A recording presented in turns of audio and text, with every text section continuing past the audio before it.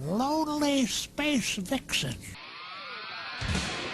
I'm JFM, and this is my cell phone. And this is my pencil. And this is my studio. I'm the creator of an online comic series, Jeff and Taylor. A comic about two teenage boys on misadventures, loaded with humor, action, a great cast of colorful characters, and a growing fan base. To give back for my fortunate accomplishments, I'll be teaching the fundamentals of making a comic or graphic novel series. This is JFM's Comic Class.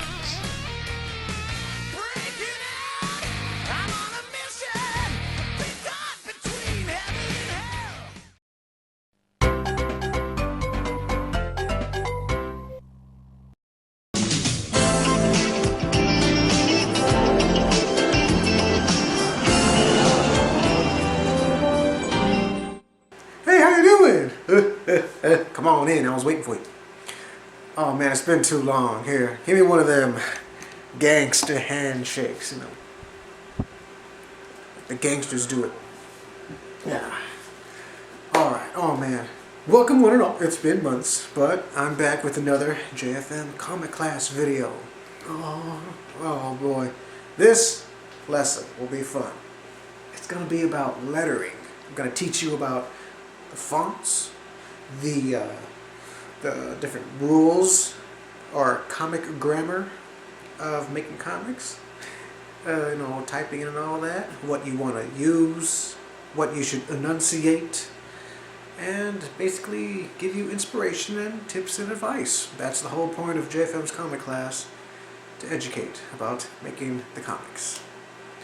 So, without further ado, let's go to the board and let's start learning. Alright, here we go. Now, you see, lettering. That's today's lesson. Alright, so the first thing I want you to look at. Choose your font. And another name for font is typeface. That's the formal way to say it. That's the graphic designer's way to say it. Typeface. But for the sake of teaching a general audience, I'd say font. Now, choose an appropriate comic font. Now, you may automatically think Comic Sans. Well, that is partly true. Comic Sans is a bit of the most hated fonts used, because everybody uses it. And not to mention, Comic Sans wasn't really meant for comics in the first place. Back when Windows was first invented, Bill Gates commissioned a guy to make a font for some sort of program to help people learn about the programs in Windows, and he quickly made Comic Sans. Just very quick, or something like that. And that's why it's not really meant for comics or something like that. In fact, Comic Sans is a screen. It's really meant to look through at the screen and all that. So, yeah. I mean, if you want to start out, Comic Sans is a nice font to get yourself used to things, but at the same time has spacing issues and all that. Very ugly looking. In fact, here's an image of Comic Sans plus Papyrus and Curls. Those are pretty much the fonts that you want to avoid if you want people to take you seriously. And of course, Papyrus and Curls, terrible choice for comics if you want to read. Because could you imagine reading a whole page with everything curls? I don't think so. It'll give you a headache. That's why you gotta pick a comic font that's meant for comics. Go to blambot.com. That's where I download my fonts, and they have plenty of fonts. The font I use for Jeff and Taylor is called Digital Script 2. And it's all capitals. There's no lowercase, because that's how the comic font is. But I'll get to capitals a little later. But there are many other fonts there. There are fonts that you can use for sound effects, for the big noises that are in comics. There are many different comic fonts out there for different genres. If your comic is a Western, there are many Western comic fonts. If you're sci-fi, there's some sci-fi comic fonts, and humor. Digital Script 2.0 is basically your generic font. for a humor comic, and Jeff and Taylor is a humor comic, so that's why I choose your font. And New Times Roman isn't really a good font to do for comics, you know. Nothing with serifs. I should say Times New Roman. That's the name. Not New Times Roman. What am I thinking? I'm an idiot. Center your text. It annoys me when I see comics out online and then they just type it out, you know, with everything is all flushed to the left, something like that. Come on guys. Center your text in the middle of your word balloon, or the rectangle, the narration box, whatever. It's better, and you know, it's easier for people to read. It's nicer on the eyes when you center your comic text. Look at all the comics out there. They center their text. I really can't think of any comic that doesn't do that. Now, for the next lesson here, capital letters. Many comics don't do this, and that's okay. It's all your personal preference. There are some comic fonts, like Digital Script 2, that have all capital letters. That's what it's meant. And there are other fonts that have both capital and lowercase. So it all depends on your preference and what you decide. I choose capital letters because, you know, that's how I got influenced. Many mangas and comics I read, they use capital letters. So yeah. And when to be bold. You know, when a character shouts or something like that, when they emphasize something, you have to, you know, bold that letter. Italic, maybe you can do that, you know, if you want to emphasize a word. But let's say you're working on all capital letters, and I think bold is the best way to go, because I personally use italic for thoughts or machines. If a machine is talking or something, if you're listening to a phone conversation and you're listening to the phone, I use all italics along with that special word balloon, the mechanical word balloon. I use that. And thoughts. When a character is thinking, I use italic, just because my word balloons kind of look like my thought balloons. That's it. I just want to make them different. Oh, and if a character is saying a title of a movie or book, then you italicize that too. If you're not working with capital letters and then you're just working with normal English grammar, you know, normal writing, then you emphasize the words with all capital letters.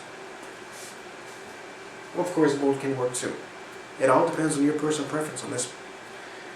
And, okay, this one's a bit confusing. The difference between I and I. There are two different capital I's in comics. There's the I with the cross bars on top, and the I without it. Okay, that kind of looks like a lowercase L. And with special comic fonts like Digital Script 2, there are two I's. When I press Shift I, it's the I with the crossbars. And if it's just I alone, then it's just a straight line. Whenever you capitalize an I, normally you use the I with crossbar. I'll show many different examples here. When a character says you and I, you use the I with crossbars. If it's a normal I, like let's say imagination, like the first I in imagination is the I with the crossbars because it's capital. But the other two I's in imagination are the other I's because they're not capitalized, you know? I hope I explained that well. But that is the big difference between I and I, you know. Spacing. Spacing is a huge deal in comics and design itself. The formal name is leading. That's the name. I choose Adobe InDesign to type up all my lettering because you can actually control the leading the spacing in each little line. And I'll show examples here. It's so nice. I can adjust the size of the font, the lettering, and all that. Sometimes default, if your font that you downloaded has a pretty wonky looking lettering as the default, you can always change it. That's why I use Adobe InDesign. Photoshop, I don't think you can do that. I don't think so. Microsoft Paint, I don't think you can adjust the lettering in Microsoft Paint either. I mean, you can adjust it in Word, but I don't recommend using Word when you're typing out those comic fonts. It's just not right. I never did that. It seems pretty confusing to me. Word is just meant for documents, that's it. Foreign languages. That's interesting, because if you have a character that speaks in a foreign language, and you don't want the audience to know what they're saying, then you just write some scribbles, or you type out the actual language itself.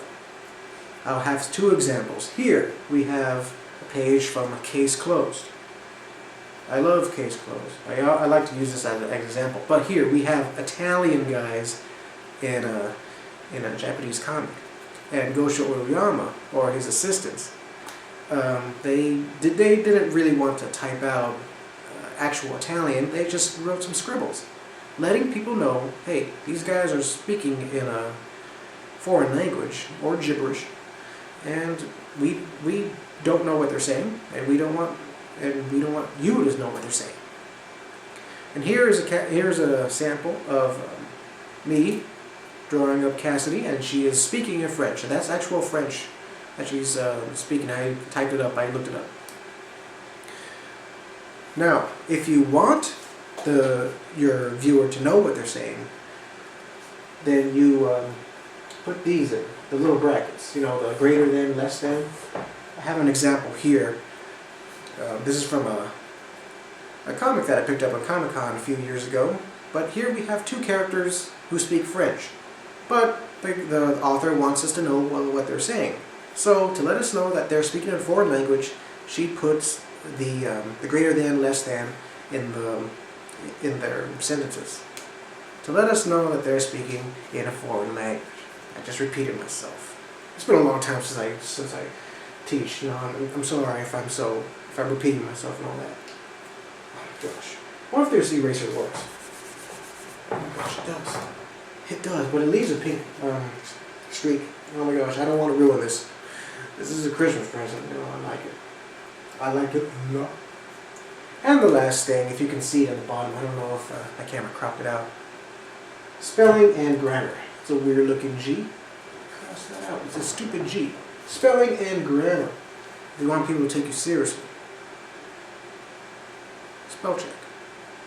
And have somebody else proofread it for you. Because when you show it to editors or show it to people that, just your audience, they're gonna be kind of turned off if you use wrong grammar or misspell some words. That's why I always like to do a spell check in the most weirdest places like Facebook or Deviant or something like that, but mostly use Google. And of course, I'm pretty good at English grammar. Like, I know the differences between there, and the difference between you are and your, you are your and your. So, yeah. Okay, so there you have it. That's the whole lesson right there. Now let's do the Q&A. On a side note, sound effects made by characters like this, like chomping, can be used with asterisks, like nom nof and nom.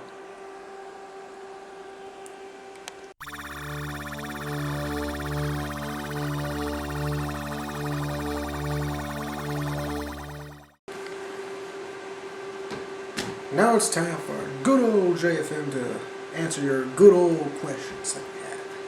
Well, I decided to answer questions that I got from my Jeff and Taylor Facebook page. So, yeah, I got some good ones. something I had to really think about. It's like, you think I'm crazy? Okay, well here we go. Connor asked, how do you get the best pose and composition for a character in a panel? That's a good question. And with that comes a good answer.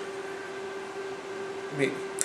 Well, I like to mix it up with the different angles and all that. Basically, I get influenced by different comics I read. It's like something that really helps the reader's eye. It's like an angle that kind of helps with the page movement, panel flow, helps with the eye, like I said. And of course, just pay attention to other comic artists, what they do. Read between the lines, or in this case, read between the panels, the drawings, the art. Try to get a sense, think if you were in their shoes, what are they trying to accomplish there? Because they have a purpose. Sometimes, I like to think of Jeff and Taylor as a TV series, and I think, if this was a TV show, what would be the appropriate angle? And I know that's kind of breaking the rules of conventional comic book storytelling, but I'm just influenced by TV. What can I say? So I just tell you to actually pay attention to what other guys do, because that's what I do. Pay attention to other guys and get influenced by something, either by television, movies, or other graphic novels. Okay. Fahad Bajwa asks, how do I make a interesting storyline with dynamic characters like the Walking Dead comics?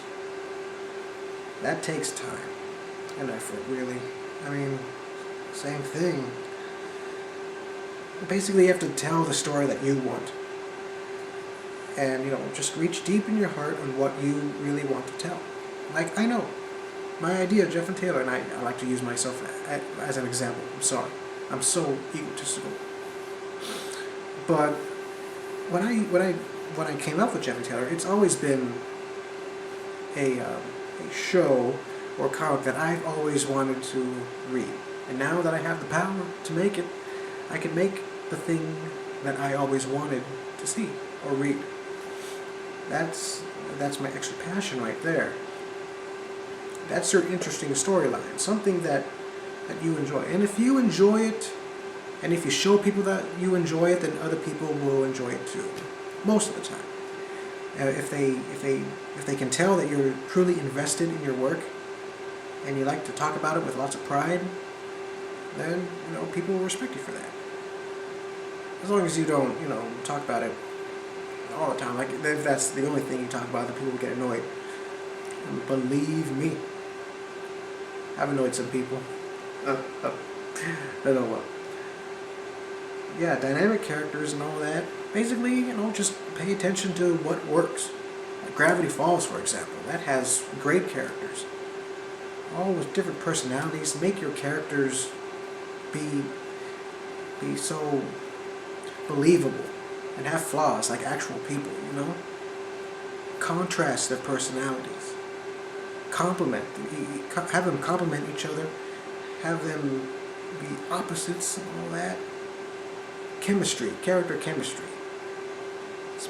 It works well if you get influenced by actual people you know. Because with Cassidy, it's like I pay attention to what these fangirls talk about and all that. And I'm like, that'll be interesting if I had a character like that. And I'm like, hey, what happens if I were to change Cassidy a little bit so she can be that? And everybody likes Cassidy now. Of course, Blue is like the most popular character because she's like so. Everybody relates to her because she has like social anxiety and all that. And a lot of teenagers are like that. But at the same time, she's not super depressive or super gothic, like all the other emos and goth characters in other cartoon shows. Oh, Blue, when she smiles, it's a genuine smile. She's not afraid to smile, and even though she's a bit shy about it, she's not a total Debbie Downer. I'll just say that.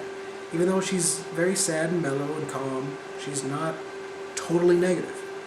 She's not afraid to see the positive things in life. Now that she's changed ever since episode 3.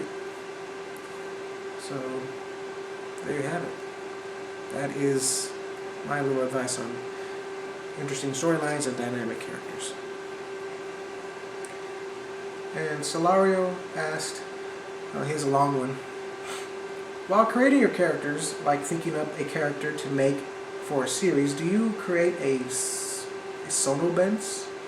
Creating bullet points and random thoughts that you implement into your character's bios, thoughts and feelings. Please use an example. Basically like your alter ego, Jeff Jefferson. I use this term very loosely because you're not really him, like alter ego, Superman, Clark Kent. But as I said, please use examples and terms to answer this question. I don't have any bullet points with me, but I do use them. When I write a characters down, when I write his or her personality and want to talk about it in my character description videos, I always list their likes and dislikes. Make them, like I said, make them believable. I've never heard of sonobens. I've never heard of that term before. But yeah, I just write them down. It's good to jot down, brainstorm. It's good to jot down your notes and remember. It's because sometimes, that's what I do. And sometimes I lose them, and I'm like, oh my gosh, I have to rewrite them again, and then I forget some good points. It's bad. It's good to have you not forget them. Yeah. So I'm sorry I don't have any examples. I'm a bad person. And I wouldn't say that Jeff Jefferson is an alter ego of me. I don't know. I always treat him like he's a different person. We just share the same name. That's it. The same first name, I should say. And his other question, how do you make a comic digitally? I'll do that another video. Sometime this summer. I'll do that. A video how I make a comic digitally. I'll do that. You can be sure of that. And the last questions I should say, by Ali, a good fan of mine and friend. Okay. Ali asked one of many questions. You've said many times that J&T is your baby, but is there anything in the world you would give up J&T for? No, not really. Nah, I really can't. I mean, you could offer me $1 million. or $1 billion. JFM, you'll be set for the rest of your life if you stop making this comic. I won't do it. I have to have this comic out. You can offer me anything in the world. Immortality. God knows I don't want to be immortal. Because that would be boring. I mean, come on. No. I was about to say, although if I was immortal, I could still make the comic anyway. What are they going to do? So they could take away my powers. I mean, that's part of the deal. So no, I cannot give up J&T. I cannot. It is my baby. Is episode 11 script already finished, or is the end still open? Also, how do you usually write? End first, opening first, or middle, maybe? Is there a certain influence to this episode? Episode 11, DJ. The script is not finished yet. I'm still in the middle. I work from beginning, middle, and end. I jot down notes on what I want, basically, and I think of the details as I write. And little by little, I do like a third or a fourth at a time. Just in case I change my mind, because that happens a lot. Change them for the better. Like, I couldn't decide whether to have the boys meet DJ surprisingly in their school, or they see them, or they see him and then they make a deal with him or something like that. But then I'm like, oh man, I'm kind of copying other evil clone deals that you see in other episodes. I'm like, man, or other cartoon shows, and I'm like, man, I'm trying to be original here. At the same time, I want to be familiar. The classic story. Is there a certain influence to this episode? Yes, actually. The SpongeBob episode, Frankendoodle. That's the reason why DJ's white, is because of Frankendoodle, or Doodle Bob. Okay. Will this episode have an important role in the JFT story as a whole? Will we see seeds for future shenanigans, a poster for Frisbee's traveling circus, hanging on the school bulletin board, or does the chaos caused by DJ offer the perfect smokescreen for Team Starhammer to make their move? Something like that. Well, DJ, this introduces the DJ character, and he will come in as, in other episodes later. But yeah, DJ will interact with other villains. I think he will team up with Captain Starla of Frisbee's Traveling Circus, and Emperor, the main antagonist, or one of the generals of Team Starhammer, will make a deal with DJ near the end of the series. DJ will really cause some real trouble, really cause some heavy emotional trauma to Jeff, or something like that. Yeah, so yeah, DJ will definitely have an influence. Okay, your episodes have been very different so far, and somewhat for different types of people. Who would you suggest this episode to? Everybody. Basically everybody. Mostly boys, because this will have some action in it. A couple fight scenes, so a lot of boys will like it. But, I don't like to generalize, like, oh, girls don't like fight scenes. Of course they do. Come on. Girls love to watch boys fight. Especially when they're shirtless. Ooh, no, I'm beginning to be crazy here. Okay. Also about writing. When there's many people in a story with sometimes completely different views of life, how do you write them believably? I mean, you have your own views, so do you do a lot of research to make the character's ideology seem valid, and not just one is sensible and the other is completely insane? Oh yeah, like Jeff and Taylor are the sane ones. Other characters talk stupid, like making a straw man, argument or something like that. There's only one straw man in Jeff and Taylor, and that's straw man. Come on. Strawman has different views from Jeff and Taylor, and he's smarter. I consider Strawman to be smarter than Jeff and Taylor. But at the same time, the boys have their own ideologies. Taylor trusts on his heart. Taylor thinks with his heart and his guts. Jeff thinks with his mind, his brain. He's very logical, while Taylor is emotional. That's one thing. Two things I should say. Strawman is a realist. So is Jeff, but Jeff, he has his own dreams, and Strawman is like, no. Cassidy, of course, she's very free-spirited, and she speaks with her heart and all that. No, I really don't. My own views, I sprinkle them on different characters. I have my own political views, but I don't do it, I don't make it all heavy and all that. I don't have any strong political influences on JT or something like that. I don't do that. But yeah, characters are different. They have their own thoughts. Some characters are atheists. Other characters, or many characters, believe in a God, but I don't really talk about that because it's not that important. It depends on the episode, and it depends on whether or not it moves the story forward. Any comics you currently follow? That's the last question. Oh, yes. Case closed, as I mentioned before. I Am Arg.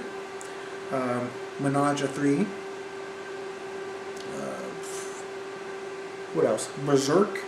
Yeah, Berserk. I like Berserk. I only have one volume, though.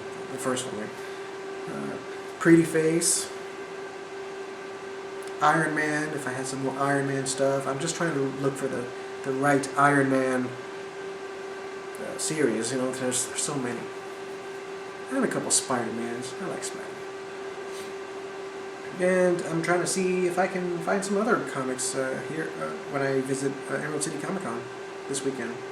So, yeah. Okay, to end that awkward laugh, I bid you adieu. And I'll see you probably another 6 months for JFM's comic class number 5. Sound effects. That'll be a good one. Okay. Goodbye, guys, and I wish you a happy rest of the week.